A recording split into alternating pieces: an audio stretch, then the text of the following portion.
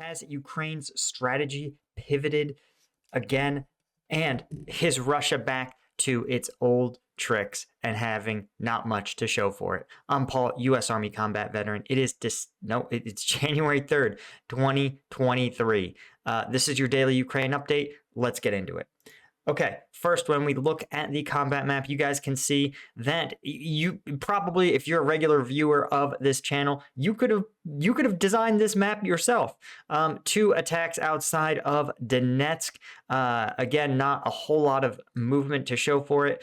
And of course, an anemic attack in the east of Bakhmut. Some efforts in Klachivka to the south. An effort in the Pihorodne, Krasnohora, Soledar, all of the standard Russian playbook. Not a lot of signs of thinking, not a lot of signs of creativity, just a belief in grinding on Ukrainian forces. And I think to the extent that Russia has a strategy, I think this might actually be a feature of it. Some statements have indicated that Russia's strategy is to grind Ukrainian forces down and force them to continuously expend their own resources. Simply put, if Russia can draw on 4 times, let's say, as much combat power, I'm making these numbers up, than Ukrainian forces, then if they lose equipment and personnel at twice the rate Ukrainians do, then they will actually end up on top, right? You don't have to be victorious, you just have to be less bad than the other guy. That may be the Russian strategy here. They may believe that they can simply draw on more personnel, more antiquated weapons, and eventually grind down Ukrainians' will to fight.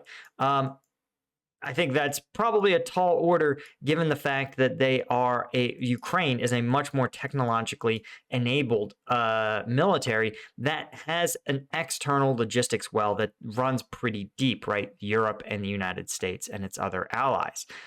That said, let's take a look at the territorial control. You can see first off that there isn't any assessed changes in the Satove area or in Crimea. There is some minor changes to the outskirts of Bakhmut.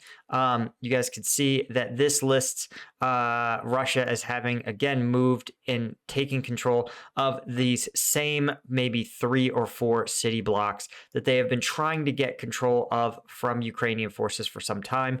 I think I'm not going to say to these guys that it's premature, but we've definitely seen instances where Russia has held this territory, been counterattacked, and then had it pushed back. So not that unexpected. But what is interesting, and I think is probably the real story, is Ukraine's pivot towards deep strikes. And of course, on New Year's Day, there was a massive one.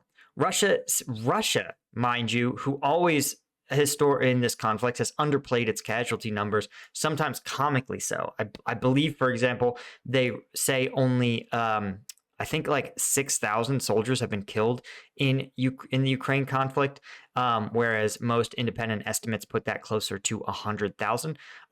Russia has said 63 soldiers were killed by a Ukrainian strike in the Donetsk region.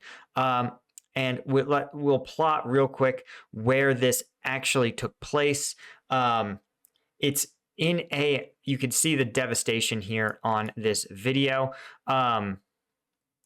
But the area has been totally flattened. It was supposedly a vocational school that was being used by Russian forces as a barracks, and it was adjacent to an ammunition dump. And this is what makes this strike so devastating, is that storing ammunition, especially storing ammunition in a combat zone, is not taken lightly by U.S. forces. The reason is because it can, turn your bomb into an even larger bomb. Even small things like a lit cigarette cooking off a one hand grenade could set off thousands of pounds of explosives. And that's probably the case here. And in fact, there's some reporting that Russia's Millblogger community is actually furious that not only was the Russian OPSEC so poor that Ukrainian forces were able to identify this extremely high concentration of Russian troops, but also that their actual base security was so unprofessional that they had a ammunition depot right next to a mobilized servicemen's barracks. This is so incredibly reckless. And you guys can see here, this is Mavica on the map. This is where this strike took place. And when we, let's see if we can get it here. When we look at Donetsk city, there it is, Makivka. You guys could see that it's actually not terribly far from the front lines. It's probably one report had it at about 13 kilometers from the front line. So well within HIMARS range. Honestly, probably within range for standard artillery if Ukrainian forces could get their artillery close enough. But this is exactly where the HIMARS thrives.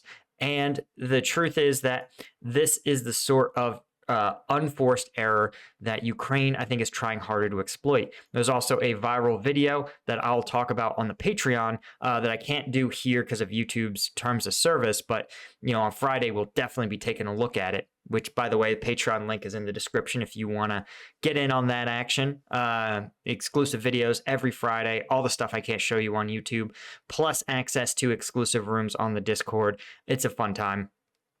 But the Ukrainians were also targeting an ammunition dump near Savote, right? This is, as you may recall right here, this is the approximate site of what's rumored to be a Ukrainian offensive. Now, we've talked that it seems like Russia has reinforced this line here sufficiently that it's unlikely that I think there's going to be a breakthrough. We said that sort of when Ukraine starts pushing hard, Russia needs about 72 hours to respond, to redivert forces and shore up its own lines, stopping any Ukrainian efforts before it can build momentum.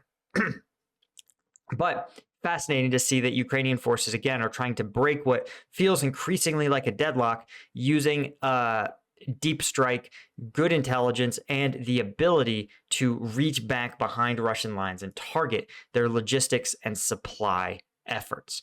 Anyway, guys, that is all I had for you. As always, thank you so much for joining me. And of course, thanks to my Lieutenant tier patrons. You guys are the ones who make this whole thing possible. And I'll see you guys in the next one.